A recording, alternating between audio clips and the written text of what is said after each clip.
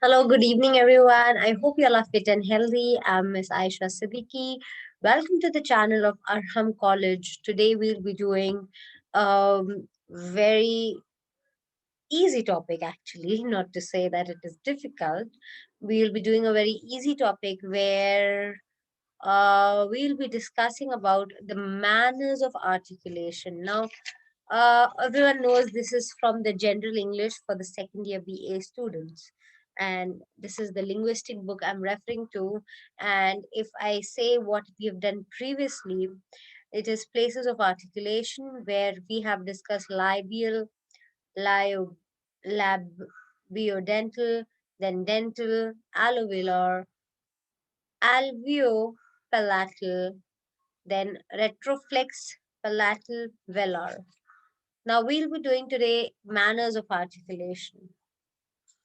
Now, what do you mean by manners of articulation? Let's go and read what it says, right? Stop when the airstream is completely blocked behind the articulation, right? It creates pressure behind the articulators and then releases with an audible burst when the articulators draw apart. Such a sound is called stop or plosive sound. Stop because the flow of the air is stopped, right? In English language, the sound P as the beginning of the word pen. So you can see you're stopping your breath.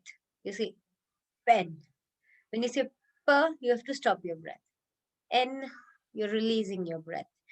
Pen. So P, N, pen. When you say P, you have to stop your breath. So manner of articulation, whenever you need to say pen, you don't say pen while releasing your breath, right? You have to hold your breath and say pen, pen. So when you hold your breath while you're saying P, that is known as a stop manner of articulation. Right now, let's go to the next one, nasal. Now, what is nasal? Right, nasal sounds. As we discussed earlier, when the velum is lowered, it allows the airstream to freely pass through the nasal cavity. Nasal cavity is this cavity, right? Then this results in the articulation of nasal sounds, the sounds that come from your nose. Like stops, nasal consonants too are produced of complete blockage of air behind the articulator. So even just like stop manner of articulation that we just discussed, even nasal sound requires a hold of the breath. All right.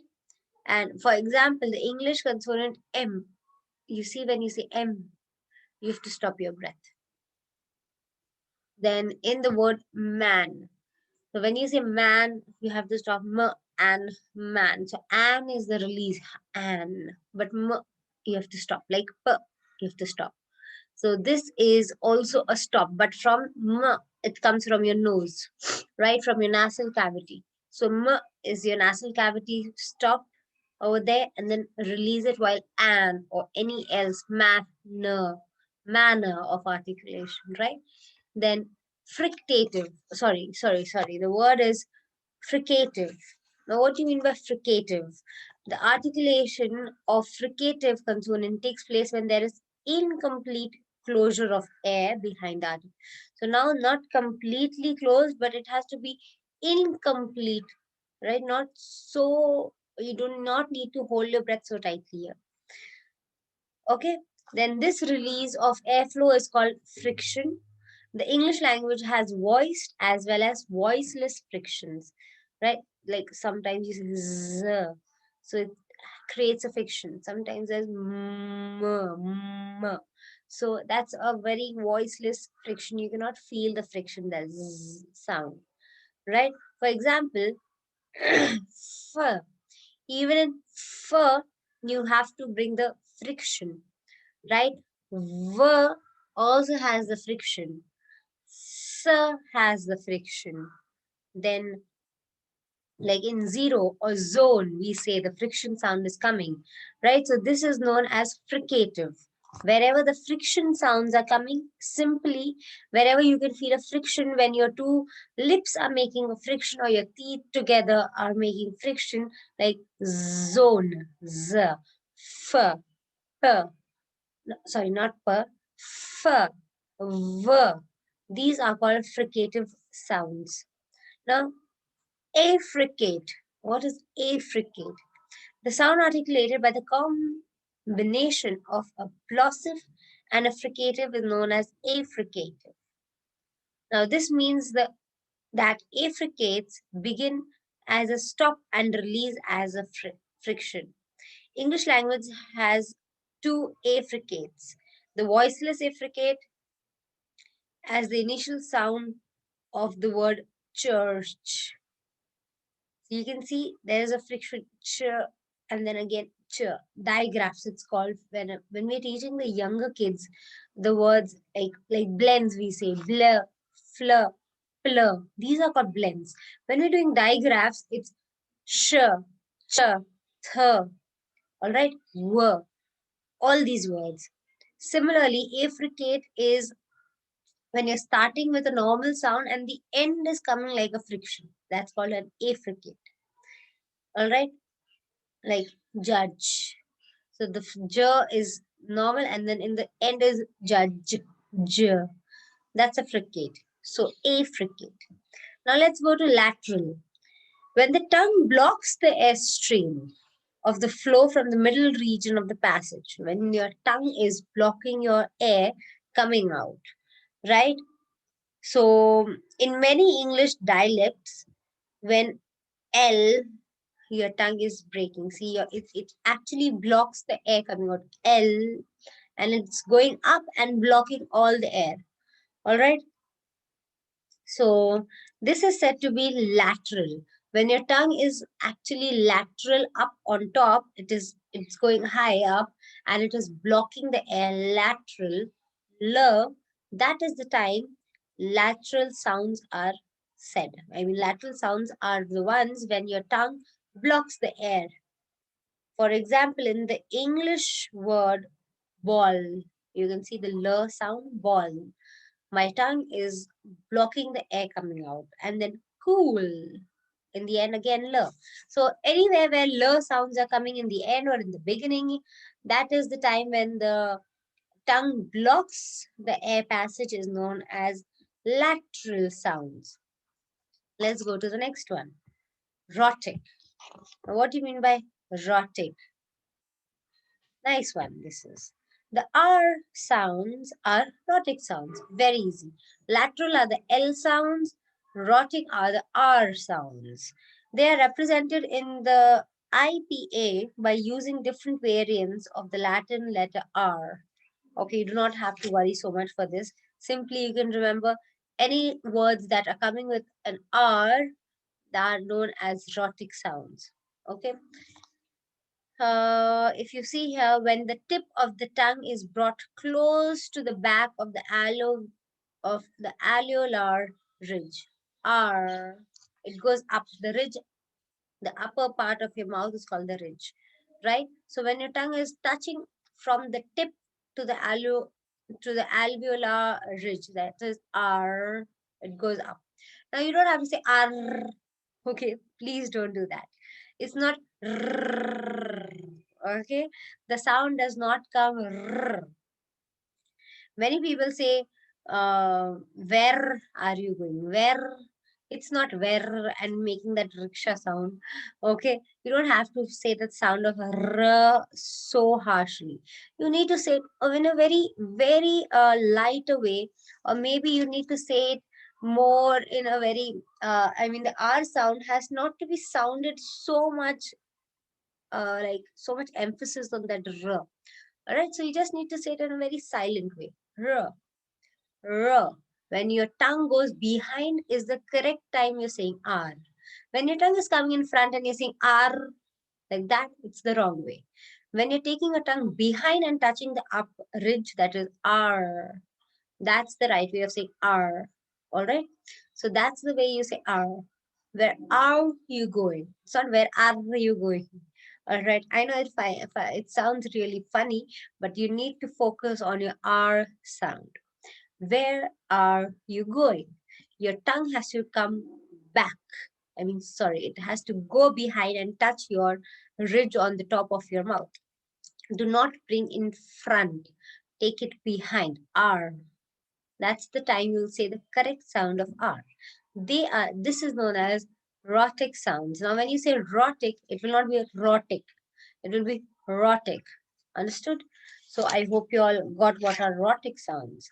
Now let's go to the other one, that's glide. The consonant which has least constriction at the point of articulation are called glides. They are also called as semi-vowels, as they are the most vowel-like consonants. All right. So the consonant, what do you mean by vowel and what do you mean by consonants, right? Vowels are A, E, I, O, U. You all already know the five vowels. We've learned it since our childhood. And all the other letters of from A to Z, apart from these five vowels, are known as consonants. Now, in these consonant, also there are few letters that sound very similar to vowels, right? So these consonants are known as glides, semi-vowels. They're very similar to vowels, but they're not vowels, they're consonants. So they're known as glides because they're gliding together. They're gliding the vowel words together with the consonants. That's why it's known as glide. All right. Now, during the production of glides, whenever you say glide words, one active articulator moves or travels towards the other passive articulator, but does not reach each other. What do you mean by this? We'll come to it. Each English comprises of the glides J and W in the phonetic inventory. J. All right. So in J, you're not even closing your mouth completely, you're not even opening it wide, right? So you just say it J. J. So you're not saying J, you're not opening your mouth, or you're not just, you cannot say it, right? So you have to say it with a normal way of your lip, that is J or W. All right. The consonant W occurs in the English words such as went, right? So W is involves the back of the tongue moving towards the vellum. W. Okay, rounding your lips at the same time. W. So you round it at the end. So these are known as glides. All right. Thus, the consonants in the phonetic inventory of English language are classified as three features: voicing, places of articulation, and manner of articulation. Voicing, how the voice of the words are heard. The second one is from where they are heard, places of articulation. We did it in the previous video.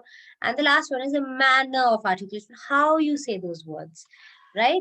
So, what all we did in manner of articulation, let's quickly revise it. The first one was stop, when you have to stop your breath while saying p, right? The next one was nasal sounds, the sounds that come from your nose, right, are known as nasal sounds, such as it comes in. Of course, you must be teasing people who speak with their nose, like, why are you talking like a goat? Or meh. We do that. So, m. So, the m sounds are the nasal sounds. Then the fricative sounds are the friction sounds, such as f, v.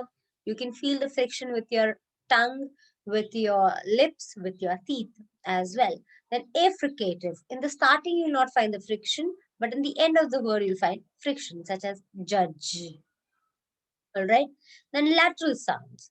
Lateral sounds are when your tongue touches your top part, the ridge, and it blocks the air to come out. L. All the L sounds are called as lateral sounds, like ball. All right. Love as well. So the next one is rhotic. The R sounds are known as rhotic sounds. For saying the R, the manner of speaking when you are saying R words is to take your tongue behind to the upper side of your ridge. Do not bring it in front while saying R. You have to take it behind and say R. All right. So that's the correct word, the correct manner of saying R, and that is known as rhotic sounds. Last one is glide. When you say semi-vowel sounds, not the vowels and also not the consonants, but they are consonants that very similar to vowels, such as W, W is just like you. W. All right. So even J. So this is known as glide. So let's, how many manners of articulation we have? Stop, nasal, fricative, affricative, lateral, rhotic, and glide. So you got 7 manners of articulation. I hope you have understood all the manners of articulation. So if you have not done places of articulation, you can go to the previous video and do places of articulation.